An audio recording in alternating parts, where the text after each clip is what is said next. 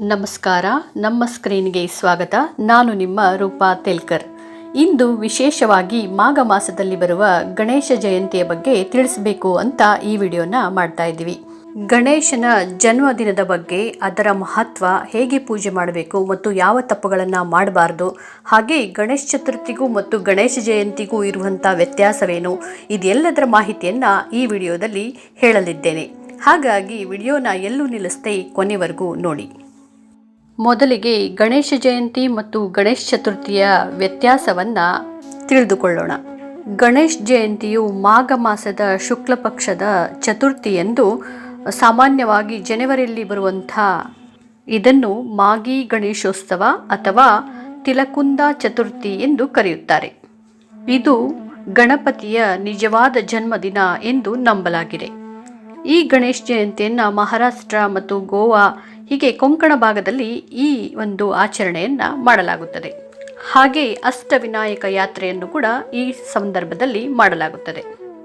ಹಾಗೆ ಗಣೇಶ ಚತುರ್ಥಿಯನ್ನು ನೋಡೋದಾದರೆ ಇದು ಗಣಪತಿಯು ಕೈಲಾಸದಿಂದ ಭೂಮಿಗೆ ಬಂದ ದಿನ ಎಂದು ನಂಬಲಾಗಿದೆ. ಇದನ್ನು ಭಾರತದಾದ್ಯಂತ ಅತ್ಯಂತ ಅದ್ಧೂರಿಯಾಗಿ ಸಾರ್ವಜನಿಕ ಪೆಂಡಾಲ್ಗಳಲ್ಲಿ ಆಚರಿಸಲಾಗುತ್ತದೆ.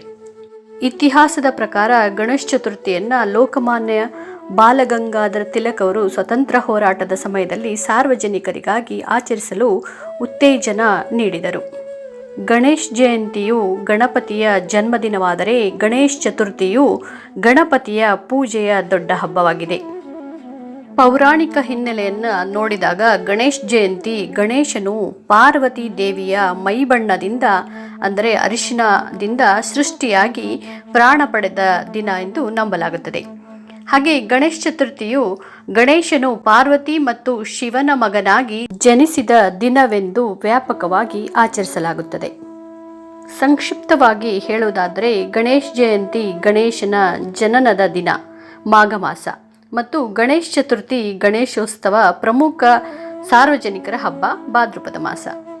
ಹಾಗಾದರೆ ಈ ಮಾಘ ಗಣೇಶ ಜಯಂತಿಯನ್ನು ಹೇಗೆ ಆಚರಿಸುವುದು ಅಂತ ನೋಡುವುದಾದರೆ ಜನವರಿ 22 ಗುರುವಾರ ಈ ದಿನ ಗಣೇಶನ ಜನ್ಮೋತ್ಸವವನ್ನು ಆಚರಿಸಲಾಗುತ್ತಿದೆ.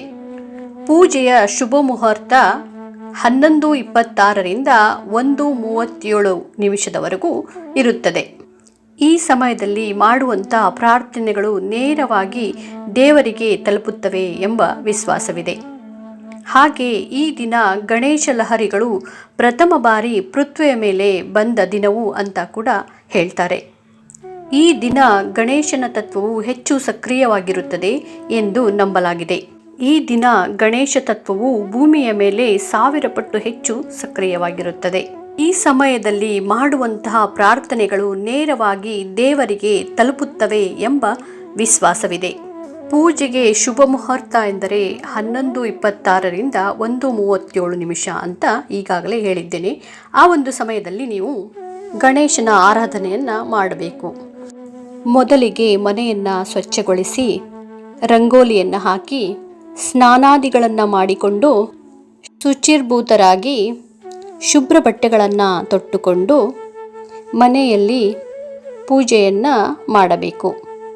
ಗಣೇಶನ ಮೂರ್ತಿ ಇದ್ದಲ್ಲಿ ಅಭಿಷೇಕವನ್ನು ಮಾಡಬೇಕು. ಅಭಿಷೇಕದ ನಂತರ ಗಂಧವನ್ನು ಅರ್ಪಿಸಬೇಕು. ಗಂಧವನ್ನು ಅನಾಮಿಕ ಬೆರಳು ಅಂದರೆ ಕಿರುಬೆರಳಿನ ಪಕ್ಕದಲ್ಲಿರುವ ಬೆರಳಿಗೆ ಅನಾಮಿಕ ಬೆರಳು ಅಂತ ಕರೀತಾರೆ. ಆ ಬೆರಳಿನಿಂದ ಗಂಧವನ್ನು ಹಚ್ಚಬೇಕು. ಹಾಗೆ ಗಣೇಶನಿಗೆ ಕೆಂಪು ಹೂವು ತುಂಬ ಇಷ್ಟ. ಹಾಗಾಗಿ ಕನಗಲೆ ಹೂವು, ಕೆಂಪು ದಾಸವಾಳವನ್ನು ಇಡಬೇಕು. 2 ಊದುಗಡ್ಡಿಗಳನ್ನು ಹಚ್ಚಬೇಕು. ಎಳ್ಳುಂಡೆಯನ್ನು ನೈವೇದ್ಯವಾಗಿ ಇಡಬೇಕು. 3, 5, 7 ಹೀಗೆ ಬೆಸ ಸಂಖ್ಯೆಯ ಗರಿಕೆಯನ್ನು ದೇವರಿಗೆ ಅರ್ಪಿಸಬೇಕು. ವಿಶೇಷವಾಗಿ 21 ದೂರ್ವೆಗಳನ್ನು ಅರ್ಪಿಸಬೇಕು. ಹಾಗೆ ಓಂ ಗಂ ಗಣಪತೆಯೇ ನಮಃ ಅಂತ ನಾಮಜಪವನ್ನು ಮಾಡಬೇಕು.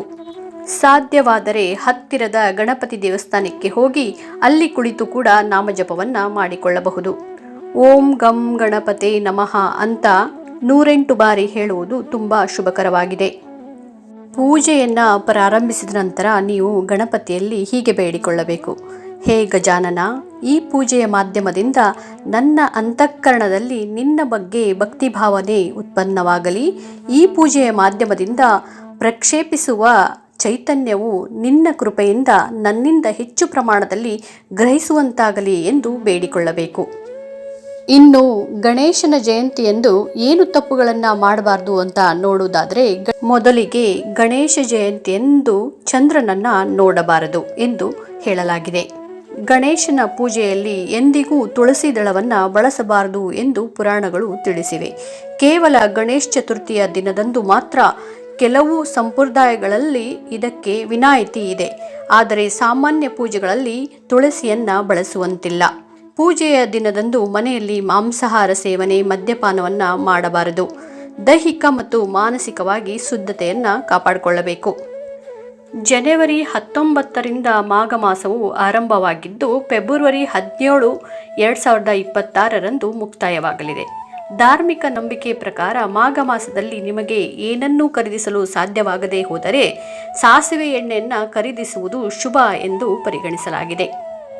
ಹಾಗಾದರೆ ಈ ಮಾಘ ಮಾಸದಲ್ಲಿ ಬರುವ ಗಣೇಶ ಜಯಂತಿಯ ಮಹತ್ವ, ಪೂಜಾ ವಿಧಾನ ಎಲ್ಲವನ್ನ ತಿಳಿದುಕೊಂಡ್ರಿ ಅಂತ ನಾನು ಅಂದ್ಕೊಂಡಿದ್ದೇನೆ. ನಿಮಗೆ ಯಾವುದಾದರೂ ಅನುಮಾನಗಳು ಬಂದಲ್ಲಿ ಕಮೆಂಟ್ ಮೂಲಕ ನೀವು ಕೇಳಿ ತಿಳಿದುಕೊಳ್ಳಬಹುದು. ಹೇಗನ್ನಿಸ್ತು ಈ ಮಾಹಿತಿ? ಇಷ್ಟವಾದಲ್ಲಿ ಲೈಕ್, ಕಮೆಂಟ್, ಶೇರ್ ಮಾಡಿ. ನೀವು ಹೊಸಬರಾಗಿದ್ದರೆ ನಮ್ಮ ಚಾನಲನ್ನು ಸಬ್ಸ್ಕ್ರೈಬ್ ಮಾಡಿಕೊಳ್ಳಲು ಮರೆಯಬೇಡಿ. ಧನ್ಯವಾದಗಳು.